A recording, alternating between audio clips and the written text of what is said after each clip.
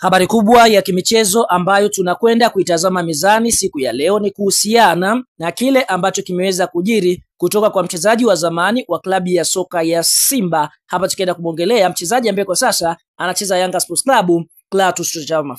Clatous Chama wakati anajiunga na klabu ya soka ya Yanga msimu wa mwaka 2024-2025 aliweza kusaini mkataba wa mwaka mmoja kuichezea klabu ya soka ya Yanga Sports Club. Sasa mkataba wake unaelekea ukingoni licha ya klabu ya soka Yanga kutaka kufanya mazungumzo na mchezaji huyu kumuongezea mkataba mwingine wa mwaka mmoja. Basi Chama ameweza kugomea mkataba huo na kusema kwamba anataka mkataba wa miaka miwili. Kumbukwe Chama kwa mujibu wa taarifa zilizopo ameweza kuweka wazi kitokea Simba watataka kumrudisha basi ipo tayari kwenda kuitumikia klabu ya Simba, lakini vile vile ana ofa nyingi kutoka katika nchi ya Saudi Arabia, bila ya kusahau nchini kwao Zambia napo pia ana ofa nyingi. Kwa hiyo nyota huyu kwa sasa ameikataa kuendelea kuitumikia Yanga.